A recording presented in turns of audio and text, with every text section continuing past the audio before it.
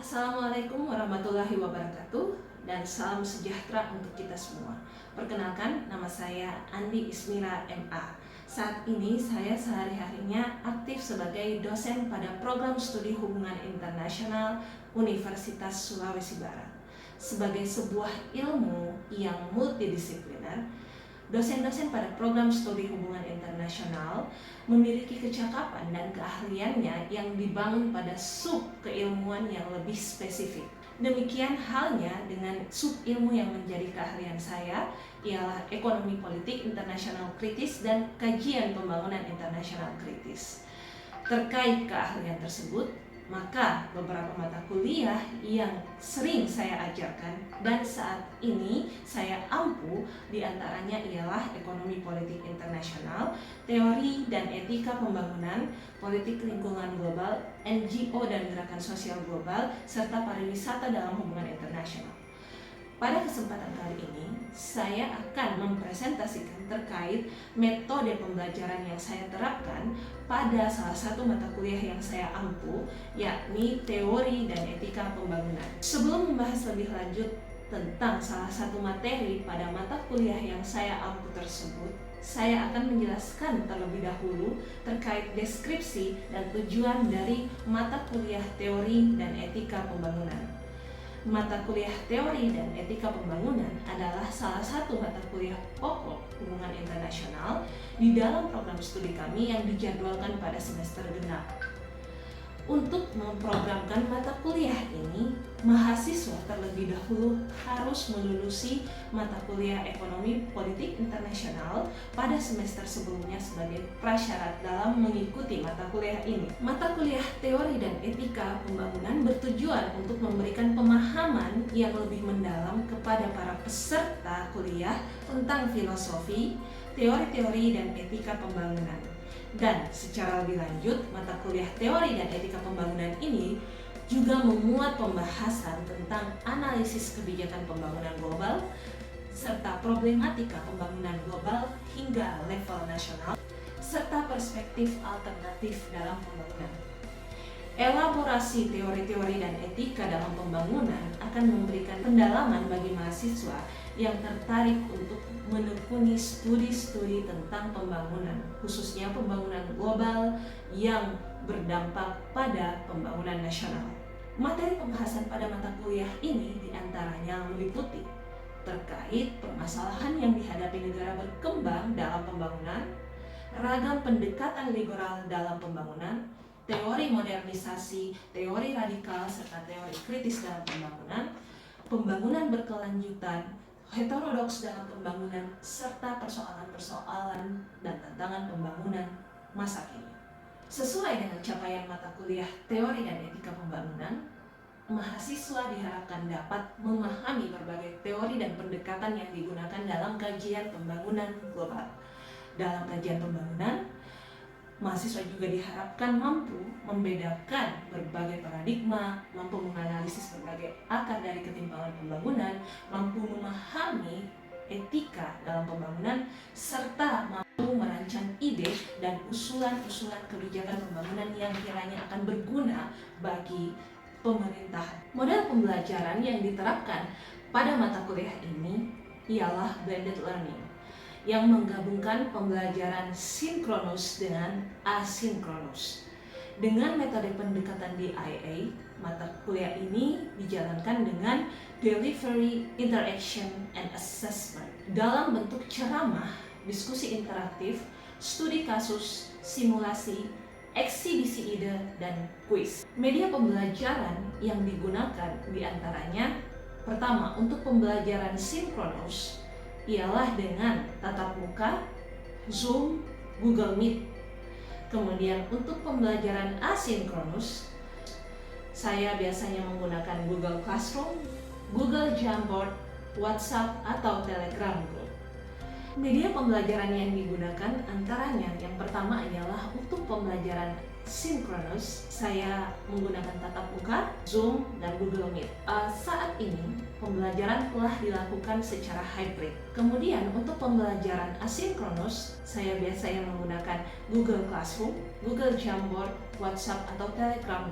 Dalam upaya menyampaikan pembelajaran secara efektif dan informatif, saya menyampaikan referensi pembelajaran kepada mahasiswa. Di antaranya, yang pertama, Daman Huri terkait ekonomi politik dan pembangunan, kemudian Pitt dan Hartwig terkait theories of development, kemudian Ronald Domang dan Henry Feldmayer dalam The Essential Guide to Critical Development Studies. Biasanya, saya akan melemparkan pertanyaan-pertanyaan stimulan dalam proses pembelajaran untuk membangkitkan interaksi aktif, daya analitik mahasiswa, dan membangun suasana pembelajaran yang lebih aktif. Kemudian, untuk kembali menggali pemahaman mahasiswa atas materi yang disampaikan, biasanya akan melakukan assessment di akhir pertemuan dengan memberikan pertanyaan-pertanyaan analitikal dan meminta masing-masing mahasiswa memberikan catatan. Selain itu, studi kasus juga dipaparkan pada materi-materi tertentu untuk memberi penggambaran yang lebih mudah bagi mahasiswa dalam memahami materi. Sistem penugasan dan penilaian. Sebagai dasar dalam mengukur dan menilai pemahaman mahasiswa, maka penilaian penting untuk dilakukan. Beberapa metode yang dilakukan dalam sistem pengukuran atau penilaian ialah dengan penugasan individu, presentasi kelompok, kuis, UTS, dan UAS. Penilaian akan disesuaikan dengan bobot masing-masing. Kedisiplinan menjadi poin penting dalam menentukan reward and punishment atas tugas yang dikerjakan oleh mahasiswa. Pada kesempatan kali ini, saya akan mempresentasikan 2 video pembelajaran, yakni yang pertama video pembelajaran sinkronus yang memuat materi teori kritis dalam kajian pembangunan yang terlaksana melalui pertemuan tatap muka dan Zoom meeting, serta pembelajaran asinkronus memuat materi etika pembangunan dengan video pembelajaran yang terekam melalui Google Classroom. Oke. Assalamualaikum warahmatullahi wabarakatuh.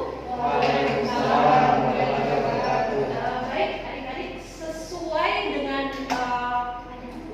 rumus RPS kita untuk mata kuliah teori dan etika pembangunan, maka pada pertemuan ini kita akan mempelajari lanjutan dari teori-teori mendasar terkait pembangunan.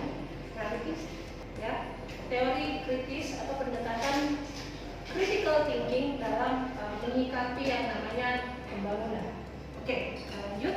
Adapun course summary kita hari ini atau beberapa poin penting yang akan kita pelajari dalam pertemuan kita kali ini adalah yang pertama, kita sama-sama memahami dulu critical approach itu apa. Lalu kemudian apa hubungannya critical approach atau pendekatan teori kritis dengan tradisi marxisme dan Frankfurt School. Tentunya kalian sudah punya pengantar tentang teori-teori kritis pada mata kuliah teori HI 2 sebelumnya ya. Apa itu teori kritis dan pandangan teori kritis itu apa saja? Tentunya itu kalian sudah dapatkan. Ada teori kritis, bisa dijelaskan teman-temannya? Teori kritis itu ada seperti namanya Ya, namanya teori kritis itu yang mengkritisi teori yang ada sebelumnya. yang ada sebelumnya. Oke, Edo gimana? Ada pandangan lain tentang teori kritis itu apa? Sebelum kita masuk untuk menjelaskan teori kritis dalam konteks pembangunan seperti apa? Mungkin kurang lebih sama dengan yang sudah Delia, tapi saya menambahkan sedikit itu juga berkaitan dengan budaya-budaya yang ada dan itu dikritik oleh critical approach ini. Seperti itu. Terima kasih. Oke, terima kasih Adelia sama Edo. Lalu hal yang kedua yang akan kita pelajari pada pertemuan ini adalah bagaimana critical approach atau pendekatan kritis dalam menganalisis studi-studi pembangunan, serta kemudian konsep-konsep yang berhubungan dan juga alternatif ideas of development. Nanti di akhir pertemuan ini kalian akan saya berikan sedikit simulasi. Saya akan bagikan sticky notes untuk kalian bisa menuliskan pemikiran-pemikiran kalian dan menempelkannya di papan ini. Pemikiran kritis atau pendekatan kritis dalam hubungan internasional maupun dalam teori dan etika pembangunan sangat erat kaitannya dengan Marxisme. Sangat erat kaitannya dengan Marxisme. Holly, Marxisme dalam hal ini itu berbicara tentang apa? Terima kasih atas waktunya. Mungkin yang menurut saya tentang Marxisme itu dia berbicara tentang kelas. Artinya dia berbicara tentang klasifikasi power Masyarakat kelas. Ya, oke. Jadi kenapa kemudian pendekatan kritis itu erat kaitannya dengan Marxisme? Karena memang Marxisme itu lahir oleh Karl Marx dari pemikiran yang mengkritik sistem. Sistem apa yang dikritik pada eranya Karl Marx? Ada yang tahu sistem apa yang dikritik dalam eranya Karl Marx? Ya, Dewi? Yang saya pelajari di teori pembangunan itu bagaimana teori Marxis ini mengkritisi teori sebelumnya seperti Liberalisme. Oke. Mungkin agak jauh ya, jadi kalau kita langsung berbicara tentang liberalisme, tetapi kritik yang disampaikan Marx adalah kritik tentang sistem kapitalisme. Okay. Sistem kapitalisme yang berjalan di eranya Marx pada saat itu, era-era di mana revolusi industri kurang lebih baru berusia balita, kalau bisa dikatakan masih berusia muda, itu menyebabkan dalam pandangannya Marx kapitalisme dan industrialisasi itu menyebabkan terjadinya dikotomi kelas dalam masyarakat. Sayangnya dikotomi kelas tersebut tidak bersifat horizontal, dia bersifat tidak seimbang. Ada yang namanya menciptakan kelas borjuasi, ada yang namanya menciptakan kelas proletar. Ada ketidakseimbangan. Nah, Marx kemudian mengkritik hal tersebut, bahwa sistem ekonomi kapitalistik adalah sistem yang sangat eksploitatif dan menyebabkan disparitas dan jurang antar kelas di dalam masyarakat. Oke. Nah, hal ini yang kemudian mendasari lahirnya pemikiran-pemikiran kritis yang berevolusi di masa yang akan datang. Melalui apa? Salah satunya adalah Frankfurt School atau Mazhab Frankfurt. Tentu kalian sudah pernah mendapatkan informasi tentang Mazhab Frankfurt ini pada teori HI. Pada mata kuliah teori HI, Mazhab Frankfurt itu membicarakan tentang seringkali Mazhab Frankfurt itu juga dikenal sebagai istilah neo-Marxian atau Marxisme baru. Dasar berpikirnya sama, mengkritisi ketidakadilan, mengkritisi sistem yang tidak berimbang. Nah, akan tetapi Frankfurt School sebagai sebagai wadah dari lahirnya pemikiran-pemikiran kritis terkait ekonomi politik, itu juga memberikan kritik tersendiri terhadap Marxisme. Apa kritiknya? Yang mengatakan bahwa Marxisme itu terlalu terbatas, dia hanya berbicara tentang ekonomi. Padahal ketimpangan tidak hanya terjadi pada bidang ekonomi. Ketimpangan itu juga dapat dilihat dari aspek sosial.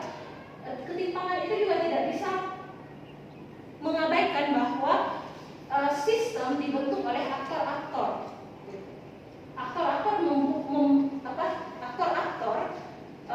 memiliki relasi kuasa yang kemudian membentuk sistem yang di mana relasi kuasanya itu tidak berimbang. Nah, Frankfurt School, pemikiran kritis dari si Frankfurt School ini, Mazhab Frankfurt, ini lebih mendalam mengatakan bahwa sistem sistem ekonomi dan bahkan sistem pembangunan yang ada di dunia ini adalah sistem yang sangat eksploitatif, tidak berimbang, tidak hanya dari aspek ekonomi, tetapi juga aspek sosial, aspek politik, dan aspek kebudayaan. Jadi lebih komprehensif, mereka menawarkan pemikiran kritis seperti itu. Nih, yang di sebelah sini kalian bisa lihat apa kritik dari Frankfurt School terhadap Marxisme. Dia mengatakan bahwa Marxisme terlalu deterministik secara ekonomi gitu. Terus dia mereduksi hal-hal yang berkaitan dengan masalah-masalah sosial dan peran aktor dalam membentuk sebuah relasi dalam masyarakat. Dia bersifat reduksionisme. Kemudian hanya melihat persoalan kapitalisme pada masyarakat barat, tidak mencoba melihat bagaimana keadaan di masyarakat non barat, non-western, ya. Oke. Apa maksudnya? Kenapa dia tidak melihat masyarakat non barat? Karena Frankfurt School menganggap bahwa persoalan di luar non-western country atau di luar dari negara-negara yang adidaya itu beda lagi dibandingkan negara-negara adidaya. Persoalannya lebih kompleks di negara-negara berkembang atau di negara-negara yang lebih develop. Persoalannya lebih kompleks. Mereka berhadapan dengan feodalisme, mereka berhadapan juga dengan kemiskinan misalnya. Jadi banyak sekali perbedaannya. Kemudian dari sini kita bisa tarik bahwa karakteristik dari critical theory are different from thinking traditional philosophy. Critical theory ini berbeda cara berpikirnya secara filosofis. Jadi itu dua poin penting dari materi kita pada hari ini, bahwa kita akan melihat bagaimana perspektif tradisionalis atau perspektif modernis dengan perspektif kritis dalam menyikapi persoalan pembangunan. Kita lanjut ke slide berikutnya. Roots of critical assumption atau akar asumsi dari teori kritis. Yang pertama adalah critical theory can be referred as a theory of establishment, anti-establishment. This theory was born about a fault of the system, or referred to as structural inequality. Jadi asumsi mendasar yang pertama, ada yang tahu nggak artinya dan maksudnya? Ada yang mau menekankan nggak maksudnya dari asumsi pertama? Silakan ada? Kalau itu artinya critical theory can be referred to as theory of anti-establishment. Itu maksudnya critical theory itu bisa dikatakan sebagai teori anti pembangunan. Berikutnya asumsi yang ketiga, a social theory is critical insofar as it seeks human emancipation that to liberate human beings from circumstances that enslave them. Teori kritis ini sederhananya ingin menyorot tetap pentingnya emansipasi manusia atau emansipasi kita sebagai kita ini manusia loh, kita punya hak sebenarnya, kita punya hak untuk beremansipasi. Oke. Berikutnya world system theory. Ini nanti kita akan jelaskan di pertemuan yang lebih lanjut. World system theory, kemudian dependency theory atau teori ketergantungan, feminism theory, green politics theory. Beberapa teori yang sangat berkaitan dengan pemikiran-pemikiran kritis dalam pembangunan atau critical thinking, ya. Nah, ini adalah penjelasan tentang teori modernisasi.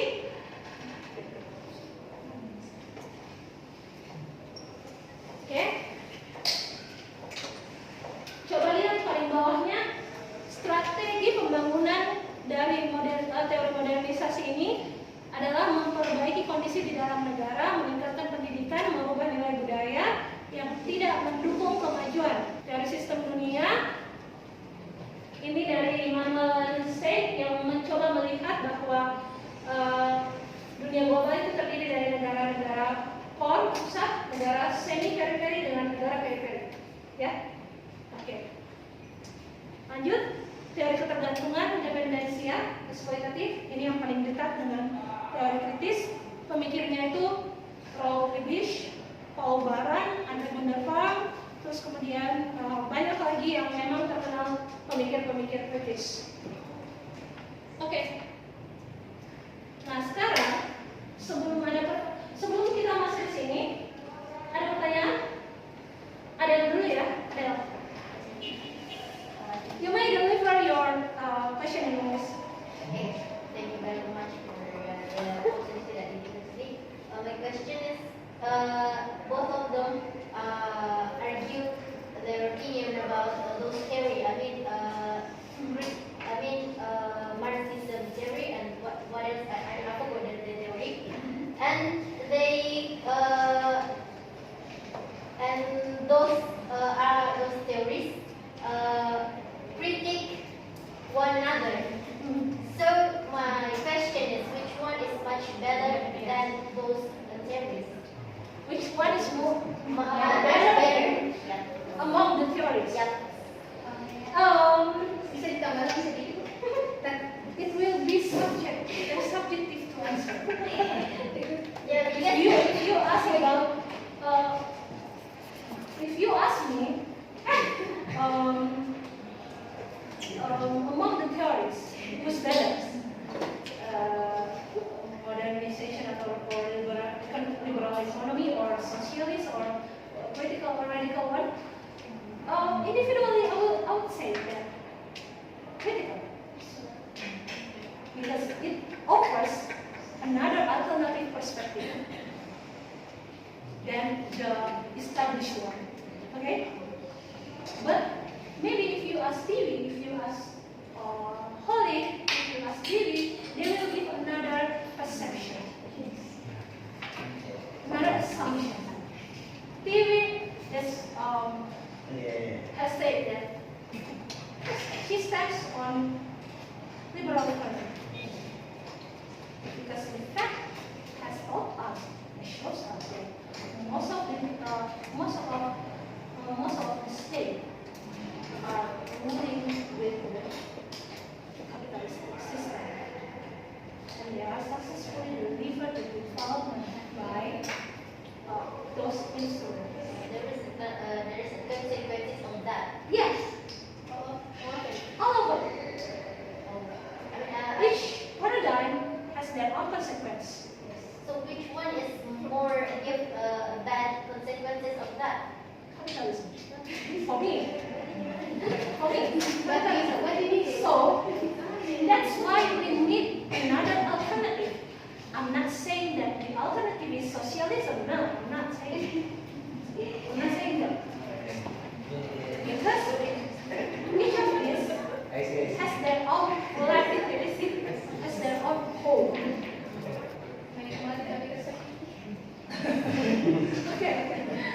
Okay, that's my point of view. Okay, another question? Bahasa Bugis juga boleh. Ini silakan. Tadi kalau pertanyaan saya ada relevannya sama pertanyaan ada tadi saya mau tanyakan terkait which one better or better.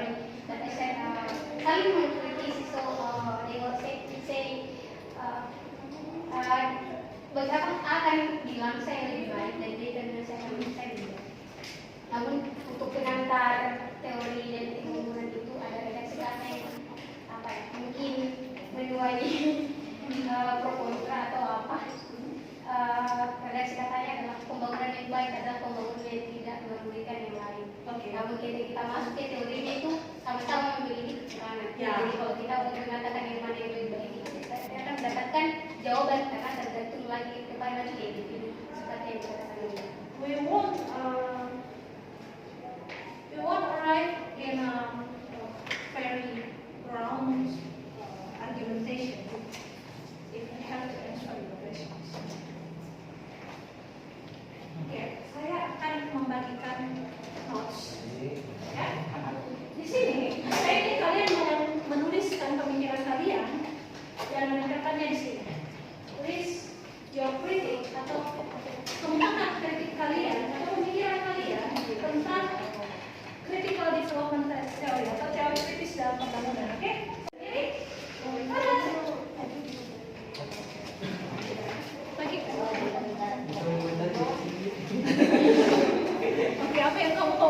mengomentari.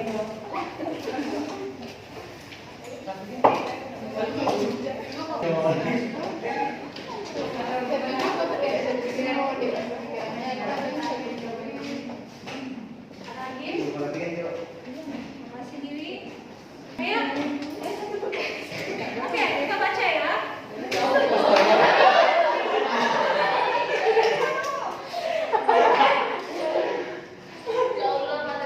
First one, Bara. Tidak untuk kapitalisme yang cenderung eksploitatif dan tidak untuk sosialisme yang jatuhnya utopia. So, Bara mengatakan bahwa tidak ada yang benar-benar sempurna. Sosialisme punya celah, kapitalisme punya celah. Eksploitatif kapitalisme dan utopia sosialisme. Thank you, Bara. Kurnia. Oke, Kurnia. Critical theory dapat jadi pandangan dalam menilai sistem ekonomi. Western dan non-Western tidak bisa disamakan karena masing-masing memiliki masalah tersendiri. Oke, thank you. Dewi, critical theory mengkritik dan mengugat teori ekonomi yang pakem. Contohnya trickle down effect dari ekonomi liberal. Namun, nah ini teori kritis tidak memberikan solusi dan hanya mengkritik pandangannya ya. Afsa, my critics, development theory is, I agree because we need economic growth. Nah ini secara gamblang, blatantly, she said that we need economic growth. And I love development theory, traditional development theory ya. Okay. Tidak ada kebingungan. I don't know should I emphasize because both have their own role, their own bad effect, so I have no freedom. At least dari beberapa kertas kalian, kecuali yang tidak menempelkan ya, setidaknya saya sudah menangkap bahwa kalian paling tidak sudah memiliki pemahaman mendasar tentang teori kritis dalam pembangunan. Ya. Bahkan ada yang sampai mempertanyakan, ada nggak teori atau ada nggak konsep yang mengelaborasi keduanya itu sangat kritis loh sebenarnya. Saya pun belum bisa menjawabnya, karena harus riset lagi. Jadi terima kasih karena saya lihat juga kalian sudah cukup kritis dalam merespon pembelajaran hari ini ya, terutama terkait teori kritis pembangunan. Oke, terima kasih untuk hari ini adik-adik semua. Saya sangat senang sebenarnya karena ternyata setelah melalui simulasi seperti ini kalian sudah punya pemikiran dan punya pengetahuan tentang teori kritis dan pembangunan. Saya simpan ini ya untuk menjadi catatan saya. Terima kasih untuk hari ini ya. Jadi pembahasan kita tentang teori kritis dan pembangunan sudah selesai. Nanti kalau misalnya ada pertanyaan lagi yang masih bisa belum terjawab, boleh kalian tanyakan di WhatsApp atau email, bisa secara langsung. Oke, thank you.